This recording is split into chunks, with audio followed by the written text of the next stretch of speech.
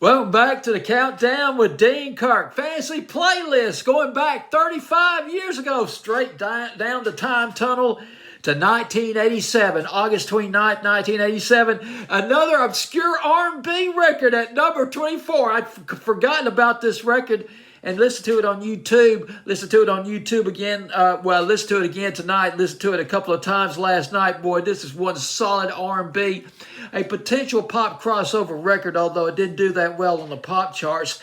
Atlantic Starr with One Lover at a Time. Barbara Weathers on lead vocals at number 24, up 7 from number 31 on this fantasy playlist. And hadn't heard this song in so long. Very rich melodic bass, driven by synth and heavy percussion. The heavy percussion, as you could expect from an 80s record. And as far as I'm concerned, listening to this record, now I won't say that it had the potential to go top 10 on the pop charts, but at least top 40 or top 30 on the pop charts. It is a solid R&B pop record of sorts, and also dance floor potential on this record too. It had potential to go on the dance charts, although I don't think it charted on dance, but I'm not absolutely sure. Atlantic Starr, One Lover at a Time, at number 27 on this fantasy playlist. Let's go into the history of Atlantic Starr. There's a little bit of conflict between two sources I consulted, so I'm going to try to put it all together as best as I can into an accurate, coherent whole. Basically, the basis of this band, the genesis of this band started in the mid to late 70s. There were three brothers. David Lewis, he's a guitar player. He also sang, a lead singer. Wayne Lewis, brother Wayne Lewis, a keyboard player. He was a lead singer as well. And there was Jonathan Lewis as a trombone and a percussionist. And initially they were in a band called New Band. It's a funk outfit. They put out 2 albums, and they formed later on in 1977. This was in the Northeast. They formed what would become Atlantic Starr. They added, this was very crucial, they added Sharon Bryant, who had become a superstar in her own right, in the R&B field, and they added 4 or 5 other people. They added a trumpet player, a saxophone, bass player, a drummer, a flute player, a percussionist. It became a 9-member band, although it did eventually shrink down to 4, but I'll get into that in just a minute. Influenced by New Birth. Anybody remember New Birth? Now, New Birth never had a big pop crossover hit, but if you're to the R&B of the 60s and 70s, of the 70s in the case of New Birth, you probably remember New Birth. They had a number of R&B hits, but then there were the crossover acts too, like LTD, influenced by the Commodores, Earth, Wind, and Fire. And they moved to Los Angeles, this whole outfit. They moved to Westwood, which I guess is near Los Angeles. Well, they moved to Westwood, California. They played the nightclubs there, and they got signed to A&M Records. Herb Alpert signed them to A&M Records, the legendary musician and record mogul Herb Alpert. But Herb Alpert wanted them to change their name. New Band just wasn't going to cut it. And the group was thinking about their origins from the Atlantic, up near the Atlantic Ocean, so they called themselves Atlantic Starr. They hooked up with a producer. His name was Bobby Eli, and they released their debut album in 1978. Had some modest success. Early on, had a funk record, Stand Up, went to number 16 on R&B about 1978, 79, and released another album in 1979, Straight to the Point. And these 2 albums, their first 2 albums, did okay. Somewhat mediocre sales, but okay was not enough for A&M Records. They thought that Atlantic Starr could do better. They hooked them up with another producer. His name was James Carmichael. The 3rd album, Radiant, it yielded their first really big R&B hit, and the song was When Love Calls. Went top 5 R&B in 1980.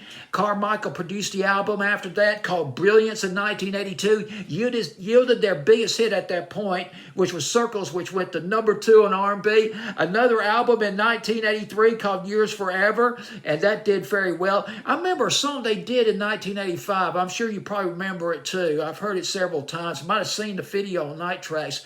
Freakaristic in 1985.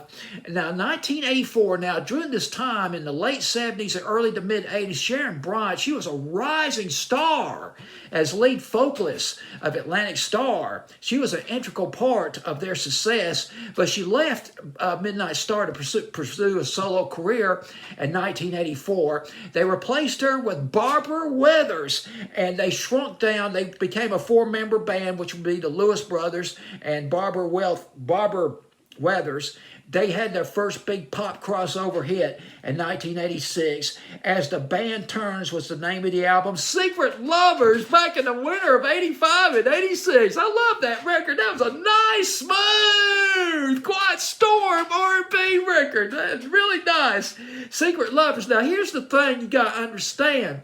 The Lewis Brothers, well, at least Wayne and it was Wayne and David in particular, they thought... See, the thing about Atlantic Starr was, even though they had this massive success on the R&B charts in the late 70s, early 80s, pop crossover eluded them. And the Lewis Brothers, they were watching how Lionel Richie, post-Commodore's Lionel Richie, rose to superstar status, not just on R&B, but he was whipping out one pop crossover hit after another from 1982 all the way into 1987, from all night long and all night long to Dancing on the Ceiling. And then they also witnessed, the Lewis Brothers also witnessed the rise of Whitney Houston. She was knocking it out on the pop charts. How Will I Know in 1985. I Want to Dance with Somebody in 1986. So Emotional in 1987. They wanted a piece of that success. They wanted to get in on that pop crossover success. And they did it a little bit with Secret Lovers, did it even more so on the next album. They signed with Warner Brothers and came out with an album, All in the Name of Love, Always, a song that they had written. I believe the Lewis Brothers had written. They were actually going to put it on an album back in 1982, Always, but the producer decided to shelf the record, and so the record resurfaced in 1987. They put it on the album, Always became their biggest hit. Biggest R&B hit, biggest pop hit, back in the spring and early summer 1987. Then they came out with this smoking dance record. What a beat! I just love the beat, that thunderous beat. I mean, it just gets your legs rolling, rolling on the dance floor. No parking on the dance floor, baby. You remember that one? Yeah, throwing down. This record was throwing down. I was delighted to hear this song again. One Lover at a Time, and by Atlantic Starr, but it did not do that well on the pop charts, though. Only got as high as number 58 on pop, although it went to number 10 on R&B, at least top 10 on R&B.